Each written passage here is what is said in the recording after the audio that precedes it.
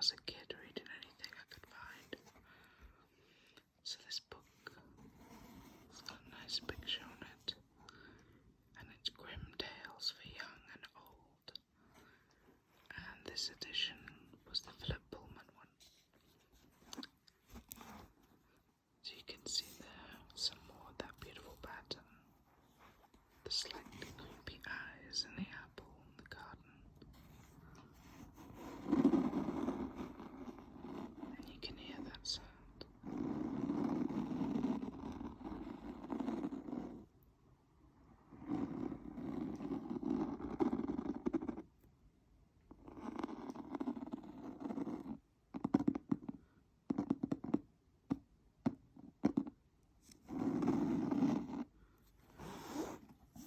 There's something relaxing about it. Now, I'm sorry if you're not able to see all of the book. It's kind of the angle I'm filming at. Grimm Tales. The new English version by Philip Pullman. And it's a Penguin Classics.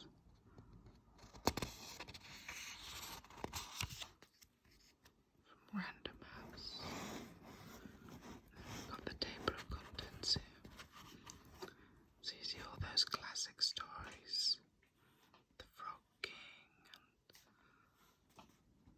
Rapunzel, Hansel and Gretel. So I'm going to pick one from here. But there's quite a lot to choose from, as you can see.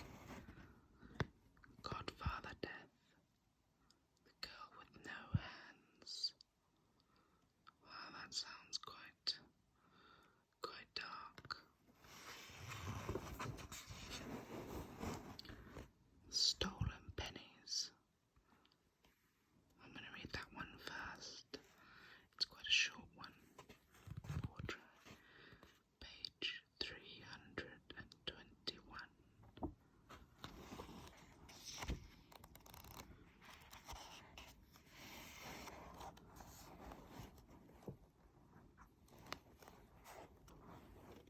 Still a little way to go.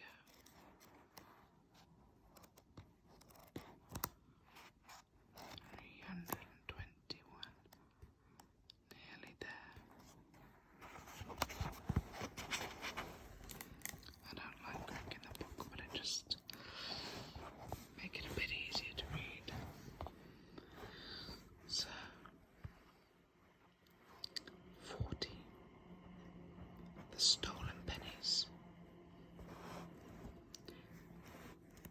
Once a father and his wife and their children were sitting around the table for their midday meal, and a good friend of the family who had come to visit was sitting with them.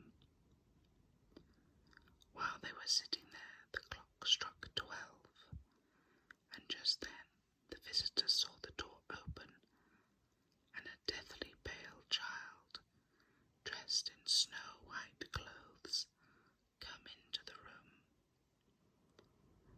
He didn't look around or say a word, but went straight into the next room. A few moments later he came out, still saying nothing, and went out of the door again. The next day and the next, the child came back in the same way. Finally, the visitor asked the father who this beautiful child was, who came in and went into the next room at noon every day. I didn't see him, said the father. I've got no idea who he can be.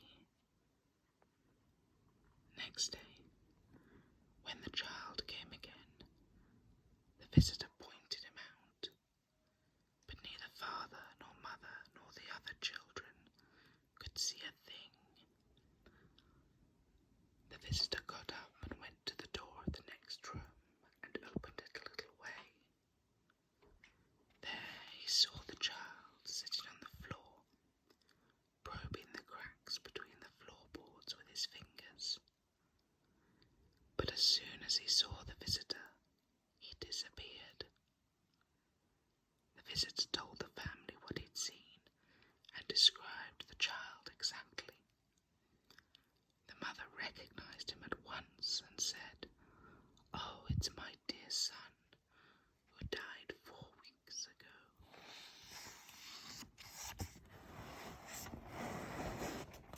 They lifted the floorboards and found 2 pennies that the mother had given the child to give to a poor man. However, the child had thought, "I can buy myself a cake with that," and hidden the pennies under the floor. That was why he had had no peace in his grave, and came every day at noon to look for them. The parents gave the money to a poor man, and after that the child was never seen again. That's quite, well, it seems a bit sad that you'd have to haunt the earth for those 2 pennies. Although I say, it probably shows that level of guilt he had.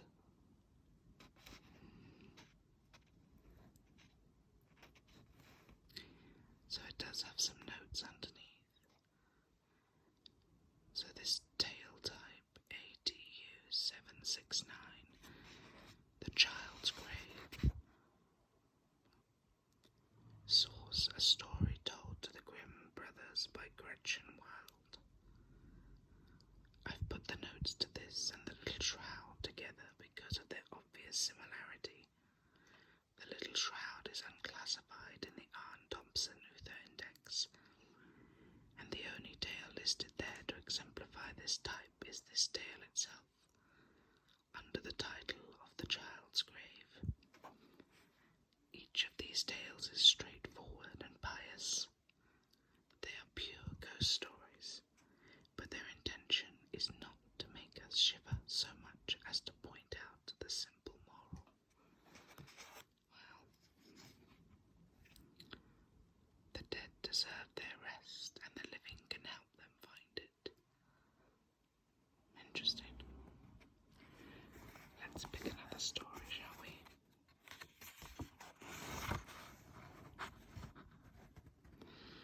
Let's choose.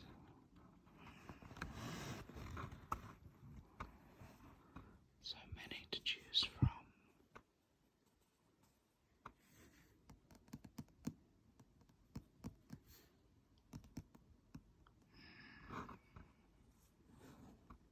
Perhaps one that you know, Rumpelstiltskin.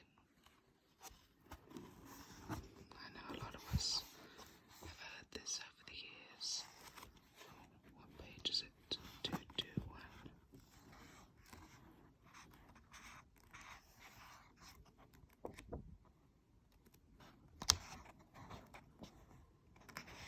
Okay. I feel like it's one that I know, but forget the details of. 27. Rumpelstiltskin.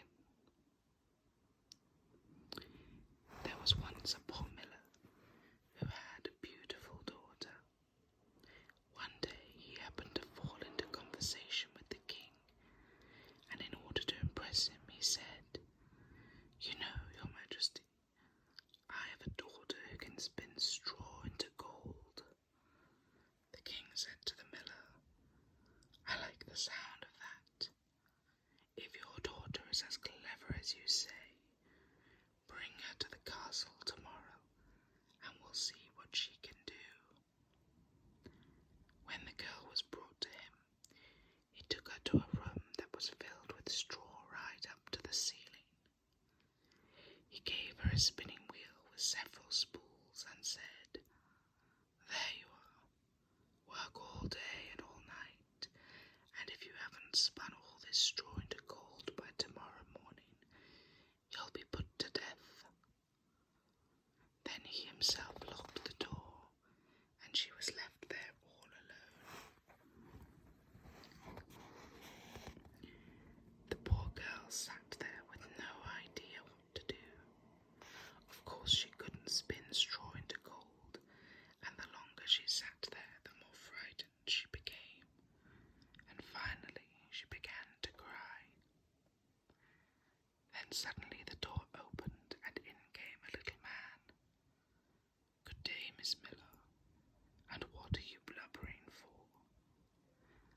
supposed to spin this straw into gold, and I don't know how to do it.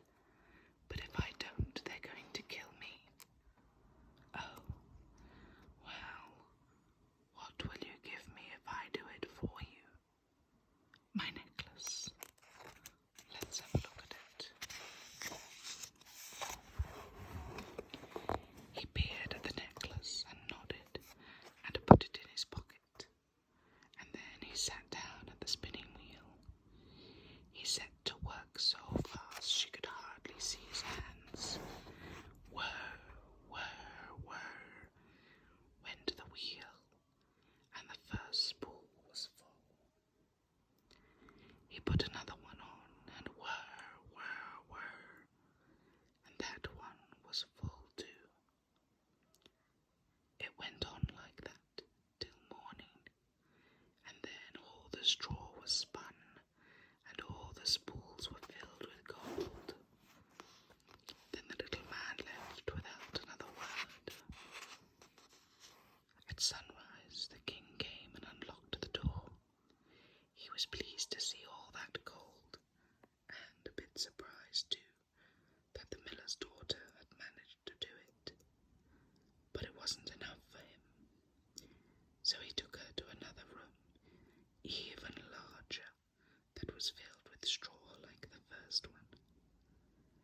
"Spin all this in one night, or you lose your life," he said, and locked the door. Once again the poor girl began to cry, and once again the door opened, and there was the little man. "What will you give me if I spin all this into gold for you?" "The ring from my finger." "Let's have a look at it." He squinted at it and put it in his pocket. Then he began to spin. The wheel went whir, whir, whir, all night long, and by morning all the straw was turned into gold. The king was even more delighted, but he still hadn't got enough gold. He took the miller's daughter to an even larger room, filled with straw like the others, and said, "Spin this into gold and I'll make you my wife."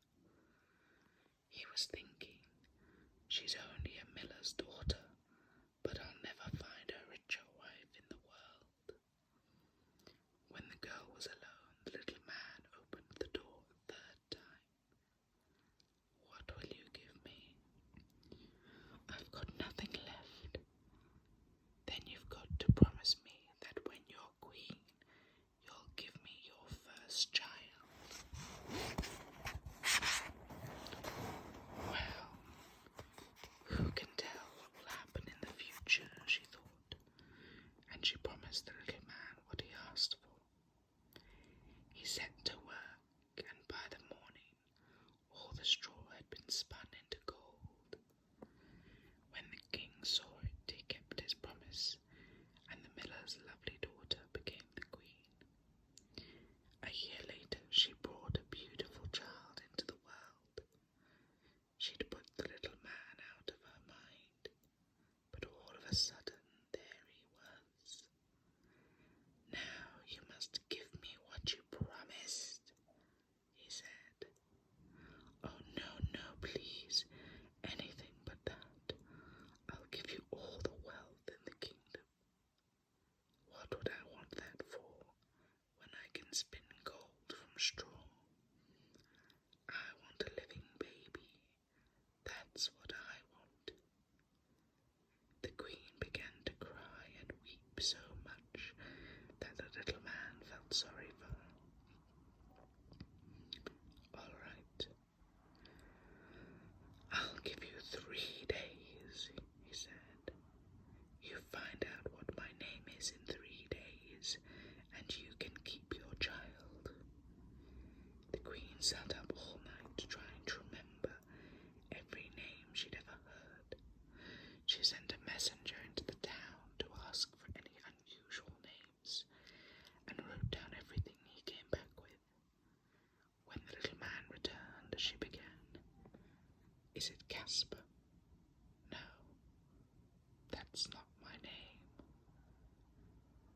Is it Melchior?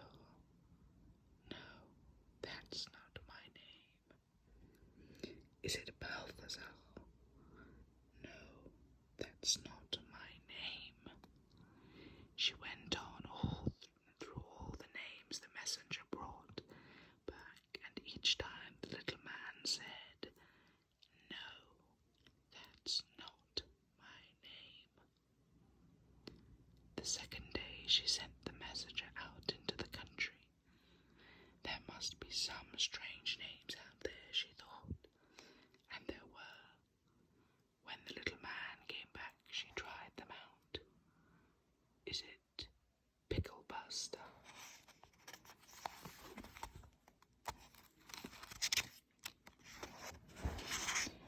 No, that's not my name.